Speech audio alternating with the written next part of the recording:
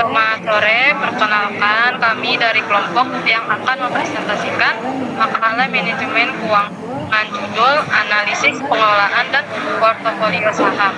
Studi kasus kami hampir 3 emiten, yaitu PANI, ATRA, dan AKRA, dengan periode analisis 1 April sampai 9 Juni 2026. Perkenalkan kami berempat, ini sendiri Diana Kalista,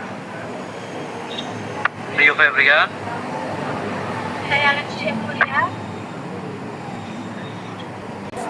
Ilham Teri Marsono.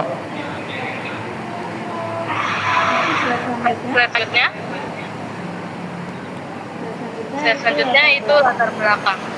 Karena topik ini penting, karena era digitalisasi sekarang, mengelola keuangan itu cukup cuma soal ngatur pengeluaran harian, tapi juga soal gimana caranya uang kita bisa berkembang lewat investasi jangka panjang. Pasar dari besar. Jadi ini momentum bagus buat mahasiswa dan investor pemula mulai belajar. Tapi ironisnya, kalau kita lihat data, rumah tangga di Indonesia itu alokasi pengeluarannya 97% buat konsumsi, 14% cicilan utang, 18% tabungan, dan 1% yang benar-benar masuk ke investasi. Jadi memang literasi soal investasi ini masih rendah. Itu yang jadi latar belakang kami mengangkat topik ini dengan 3 emiten, yaitu PANI, ATRA sebagai studi kasus. Selanjutnya yaitu rumusan masalah dan tujuan. Ada 5 pertanyaan yang coba kami jawab. Gimana cara atur keuangan pribadi yang baik? Gimana prosedur buka rekening efek? Gimana hasil analisis return dan portofolio dari 3 emiten ini? Mana perbandingannya dengan IHSG? Dan strategi diversifikasi yang tepat.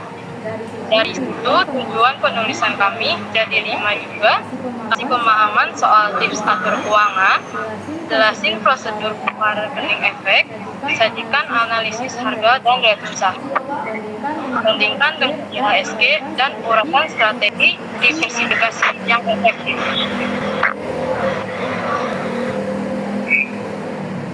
Nah, untuk selanjutnya itu ada slide nomor 4, yaitu pasar modal dan manajemen keuangan. Sebelum masuk analisis kita, samain dulu 2 konsep dasar. Pasar modal itu pasar untuk instrumen jangka panjang yang bisa diperjualbelikan seperti saham, obligasi, dan ETF. Diawasi oleh OJK dan perdagangan lewat Bursa Efek Indonesia. Sedangkan manajemen keuangan itu lebih luas, yaitu aktivitas memperoleh, menggunakan, dan mengelola dana sesuai tujuan keuangan, mencakup perencanaan anggaran, tabungan, sampai ke keputusan investasi. 2 konsep ini saling melengkapi. Pasar modal menyediakan alatnya, manajemen keuangan yang menentukan di mana alat itu dipilih dan dikelola dengan bijak. Nah, selanjutnya itu ada slide yang kelima, instrumen investasi pasar modal. Di pasar modal ada beberapa pilihan instrumen. Saham itu bukti kepemilikan perusahaan, kita berhak atas dividen atau capital gain. Obligasi itu surat hutang dengan bunga berkala. Reksadana itu wadah investasi kolektif yang dikelola manajer investasi profesional, cocok buat yang belum mau repot analisis sendiri. ETF itu merupakan reksadana tapi diperdagangkan di bursa kaya saham, dan SBN retail itu surat utang pemerintah yang memiliki jual khusus untuk investor retail. Nah, selanjutnya kita bakal masuk ke slide ke-6, investasi dan teori portfolio. Ada kutipan terkenal, jangan menaruh semua telur dalam satu keranjang. Ini intinya teori portfolio modern dan dari Harry Markowitz tahun 1952. Investor bisa optimalkan return dengan diversifikasi pemasaran ke beberapa instrumen yang toleransinya rendah dan makin bulat ya muka kamu ya. Jadi kalau satu turun, enggak semua ikut jatuh.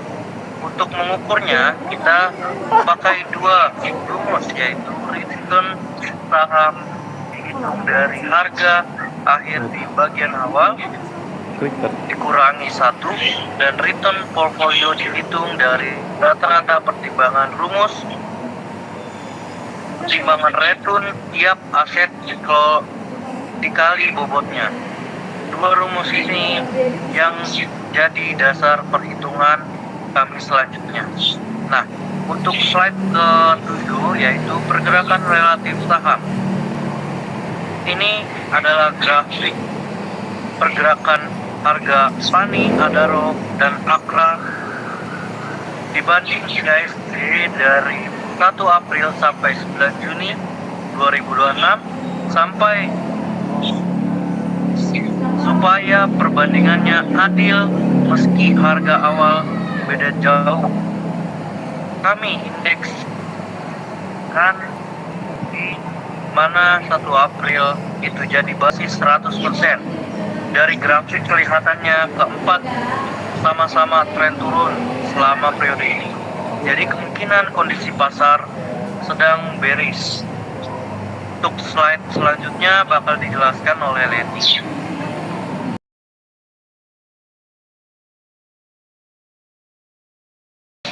Untuk retur saham versus IHSG itu kalau dilihat angkanya masing-masing itu pada turun. Kalau Pani turun paling dalam itu minusnya 21,66. Untuk dari itu turunnya itu dari 7.850 jadi 6.150. Kalau untuk Adro itu turunnya itu paling kecil, minusnya itu 9,64 dari 2.490 ke 2.250. Kalau untuk Akra itu minusnya 8,55% dari 1.345 ke 2.230. Sebagai pembanding IHSG sendiri turun minusnya yaitu 20,01% dari 7.184 ke 5.746. Selanjutnya itu komposisi dan kinerja portofolio. Di sini kami simulasi dana sebesar 100 juta dialokasikan ke 3 emiten dengan bobot beda Pani 40%, Adro 30% dan Akra itu 30%. Akra itu dengan return masing-masing tadi kerugian Pani sekitar 8,66 juta, Adro 2.899, untuk Akra itu 2.056. Total kerugian sekitar 14,1 juta atau return portofolio minusnya itu 14,12%. Jadi modal dari awalnya di 100 juta jadi 85,858 juta. Untuk selanjutnya itu portofolio mengguguli IHSG. Meskipun return portofolio kami tetap negatif, minusnya itu 14,12%, tapi kalau dibanding IHSG yang minusnya 20,01%, portofolio kami ini masih lebih baik, selisihnya itu sekitar 5,89%. Jadi walaupun sama-sama rugi, kerugian kami lebih kecil dibanding kalau kita ikutin pasar secara keseluruhan.